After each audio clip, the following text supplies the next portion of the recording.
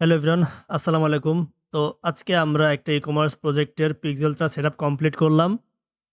এটা হচ্ছে আমাদের কমপ্লিট একটা ই-কমার্স ওয়েবসাইট যেটা হচ্ছে নেক্সট থ্রেড বিজনেসের জন্য এবং এই বিজনেসটা নতুন শুরু হয়েছে এবং এদের জন্য আমরা কমপ্লিট ই-কমার্স ওয়েবসাইটটা কিন্তু ডিজাইন করছি। এখানে তারা premium polos, drop shoulders, regular T-shirt, then premium joggers, তারপর হচ্ছে প্রিমিয়াম ব্যাগি। এগুলো হচ্ছে তাদের মেইন প্রোডাক্ট যেগুলো তারা সেল করে এবং এখানে আমাদের কিছু বেস্ট সেলার প্রোডাক্ট রয়েছে। তারপর হচ্ছে কাস্টমার রিভিউ সেকশন যেটা হচ্ছে সবথেকে ইম্পোর্টেন্ট। কাস্টমার রিভিউ সেকশনটা কিন্তু অতীব গুরুত্বপূর্ণ, ঠিক আছে?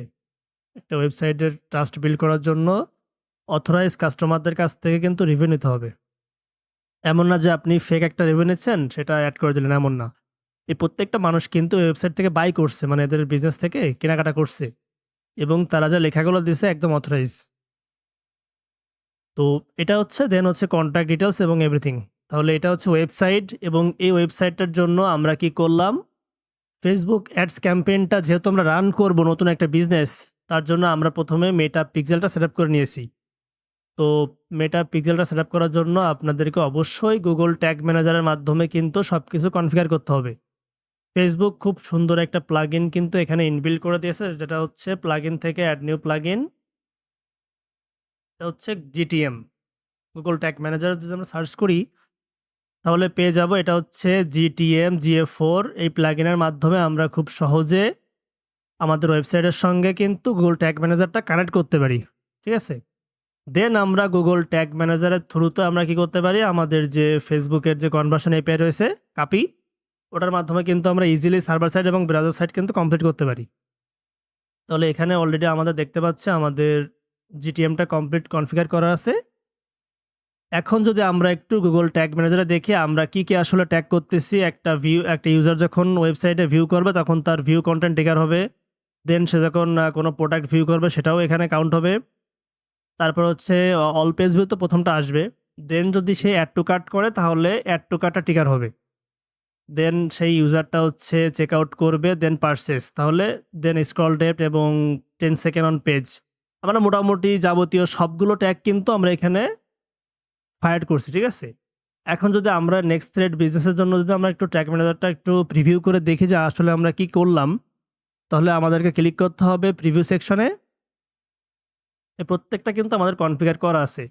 দেন এটা হচ্ছে nextthreadbd.com ওয়েবসাইট, দেন কানেক্ট।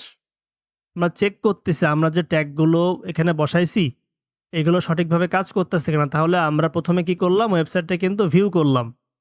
ভিউ করলে আপনারা দেখতে পাচ্ছেন এখানে আমাদের ২ টা ট্যাগ ফায়ার হয়েছে। একটা হচ্ছে বেস কোড, যেটা আসলে প্রত্যেকটা পেজেই ভিউ করলে আসবে। অল পেজ, ঠিক আছে? ২ টা আমাদের ছিল। আমাদের আরো ২ টা কিন্তু চলে আসছে। একটা হচ্ছে 10 সেকেন্ড অন পেজ, এইটা হচ্ছে ব্রাউজার সাইট এবং এটা হচ্ছে আমাদের সার্ভার সাইট। আমরা এখানে ১১ টা ট্যাগ এখনো কিন্তু ফায়ার হয়নি। আমরা একটু শো দিই। আমাদের প্রত্যেকটা ট্যাগ কিন্তু এখানে আছে। এগুলো হচ্ছে অলরেডি আমরা যেহেতু আমি ভিউ করছি সেহেতু অলরেডি কিন্তু এটা চলে আসছে। আর বাকিগুলো আমরা বিভিন্ন ইভেন্টে বা পেজে ক্লিক করতে এগুলো চলে আসবে। এগুলো আমরা এখন চেক করব। তো পাশাপাশি এই ইভেন্টগুলা আপনারা একটা Google Chrome যেহেতু আমি চালাচ্ছি, এখানে একটা আপনাদেরই রয়েছে, অ্যাসিস্ট্যান্ট রয়েছে বা একটা এক্সটেনশন রয়েছে, সেটা হচ্ছে মেটা পিক্সেল হেল্পার। এটার মাধ্যমে কিন্তু আপনারা দেখতে পারবেন যে আপনার পিক্সেল আইডি কি, তারপরে হচ্ছে আপনার কোন ইভেন্টটা এখানে এক্সিকিউট হচ্ছে। বর্তমানে আমাদের পেজ ভিউ ইভেন্ট এবং 10 সেকেন্ড অন পেজ ২ টা ইভেন্ট কিন্তু আমাদের এক্সিকিউট হয়েছে। এখন যদি আমরা প্রোডাক্ট পেজে যাই তাহলে দেখতে পারবো এখানে আমাদের আরো ২ টা কিন্তু আমাদের ট্যাগ ফায়ার হইছে। একটা হচ্ছে আপনার স্ক্রল ডেপ্থটা আমরা যেহেতু টপ টু বটম স্ক্রল করলাম সেহেতু আমাদের স্ক্রল ডেপ্থটা হইছে। আর এটা হচ্ছে আমাদের শপ ট্রিগার। এটা আমি নতুন করে এড করছি। যখন কোনো ইউজার শপ পেজ ভিউ করবে তখন যেন সেই ডাটাটা Facebook এর কাছে যায় ওয়েবসাইট থেকে ট্যাগ ম্যানেজারের থ্রুতে কাপির মাধ্যমে। আচ্ছা, এখন যদি আমরা দেখি এখানে আমাদের ইভেন্টের মধ্যেও পিক্সেল না, এখানে ইভেন্টের মধ্যে আমাদের ভিউ কনটেন্ট কোনো একটা পেজ ভিউ করলে কিন্তু আমাদের ভিউ কনটেন্ট অটোমেটিক পেয়ে যাবে, ঠিক আছে? এখন যদি আমরা কোনো একটা প্রোডাক্ট ভিউ করি, তাহলে দেখেন আমাদের কিন্তু এখানে যেহেতু আমরা প্রোডাক্ট ভিউ করছি সেহেতু আমাদের ওটাও সব পেজের মধ্যে ভিউ কনটেন্টের মধ্যে কাউন্ট হবে, ঠিক আছে? ভিউ কনটেন্ট বা হচ্ছে সব ট্রিগার।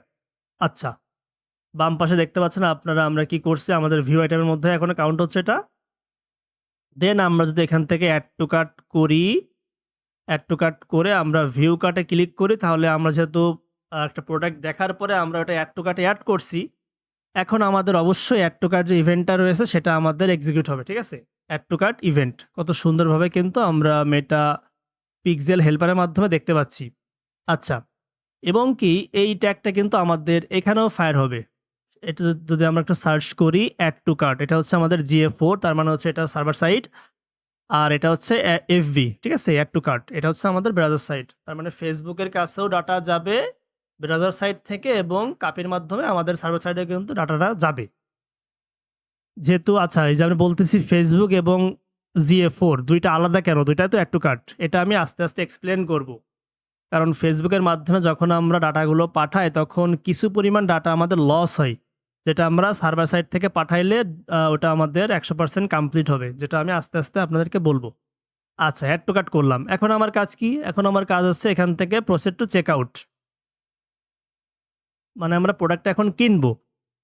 এখন প্রোডাক্টটা কেনার যখন আমরা চেক আউটে ক্লিক করলাম তখন দেখেন আমাদের কিন্তু এখানে আর একটা ইভেন্ট এক্সিকিউট হয়েছে, সেটা হচ্ছে ইনিশিয়েট চেক আউট, তার মানে অ্যাড টু কার্ট থেকে আমরা এখন প্রোডাক্টটা কিনবো, ঠিক আছে?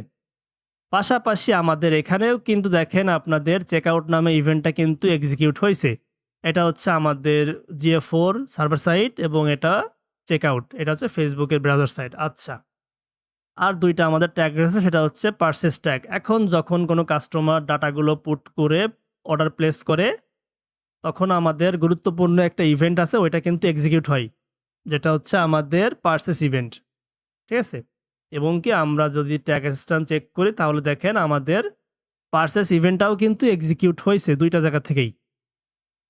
এটা হচ্ছে মূলত একটা ইউজার ওয়েবসাইটে ভিজিট করা থেকে শুরু করে প্রোডাক্ট ভিউ করা, দেন প্রোডাক্টটা অ্যাড টু কার্টে অ্যাড করা, দেন পারচেস করা, দেন কমপ্লিটলি সে বাই করা। তাহলে এই পুরো যে ইভেন্টটা আমরা এখানে কমপ্লিট করলাম, একজন ইউজার যখন সম্পূর্ণ কাজটা কমপ্লিট করলো, অর্ডারটা কমপ্লিট করলো, প্লেস করলো, এই ডাটাগুলো হচ্ছে আমরা ওয়েবসাইট থেকে গুগল ট্যাগ ম্যানেজারের মাধ্যমে আমরা GA4 এর কাছে পাঠাই এবং এখান থেকে আমরা ব্রাউজার সাইড এবং সার্ভার সাইডটা হচ্ছে আসলে আমরা অন্য একটা মাধ্যমে নিই, যেটা আমি পরে বলবো। তো ব্রাউজার সাইডটা আমরা GA4 এর মাধ্যমে নিচ্ছি, গুগল ট্যাগ ম্যানেজার, আর হচ্ছে সার্ভার সাইডটা আমরা আপাতত এখানে ইনস্টল করছি পিক্সেল ফ্লাই। এটার আরও একটা ভার্সন ছিল যেটা হচ্ছে আপনার step.io, যেটা এখানে রয়েছে, বাট step.io এর মধ্যে আপনার যে লিমিটেশন সেটা আমি পরে একটা কোনো সময় আলোচনা করব। তো দুইটা আসলে আমরা সার্ভার সাইড ট্র্যাকিং করার জন্য দুইটা ভালো ওয়েবসাইট।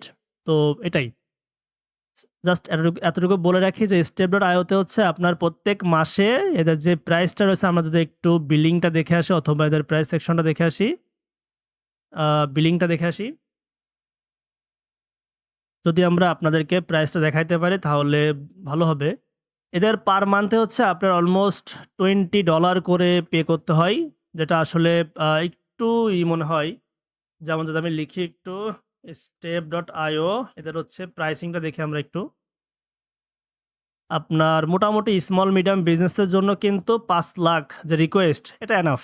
তাহলে এটা আমরা যদি অ্যানুয়াল নিই তাহলে আমাদের $17 করে প্রত্যেক মাসে পড়বে, আর যদি আমরা মান্থলি নিই তাহলে হচ্ছে $20, তার মানে প্রায় 2400 টাকার কাছাকাছি। 5 লাখ রিকোয়েস্ট মোটামুটি। এই যে আমরা একটা ক্লিক করতেছি না, মানে এই যে প্রোডাক্ট পেজ ভিউ করা, অ্যাবাউট পেজ ভিউ করা, প্রত্যেকটা ক্লিকটা হচ্ছে একটা করে রিকোয়েস্ট। তাহলে মোট 5 লাখ রিকোয়েস্ট করা যাবে $20 দিয়ে। আর এদিক থেকে হচ্ছে আপনার এই পিক্সেল ফ্লাইটা একটু সাশ্রয় আছে। এখানে যদি আমরা একটু সার্চ করি, পিক্সেল ফ্লাইটা হচ্ছে $10। এটা যদি আমরা একটু প্রাইসিংটা দেখি, পিক্সেল ফ্লাই যে প্রাইসিং প্ল্যানটা রয়েছে এটা হচ্ছে আমাদের 1200 টাকায় 5 লাখ রিকোয়েস্ট, তার মানে প্রায় অর্ধেক দাম, ঠিক আছে? তো এই দুইটা বিষয় নিয়ে আমি সামনে ভিডিও করব আস্তে আস্তে। আচ্ছা, তাহলে আজকের আমাদের ভিডিওর বিষয়টা এটাই ছিল যে আমরা আসলে গুগল ট্যাগ ম্যানেজারের মাধ্যমে কিভাবে ওয়েবসাইট থেকে ডাটা, ইউজারদের যে ডাটাগুলো সেগুলো সুন্দরভাবে ট্যাগ ম্যানেজারের মাধ্যমে আমরা ফেসবুকের কাছে পাঠাইতে পারতেছি, এবং যখন কোনো ইউজাররা যখন পারচেস করে তখন যেন সে কমপ্লিট ডাটাটা ওয়েবসাইট থেকে ফেসবুক পায়। তাহলে আমরা কি হবে, আমাদের যে অ্যাডগুলো রান করতে সুবিধা হবে এবং আমাদের অ্যাড কস্ট কমে আসবে।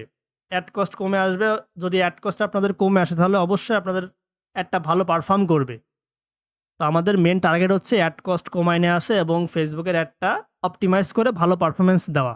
সবাইকে অসংখ্য ধন্যবাদ। আসসালামু আলাইকুম।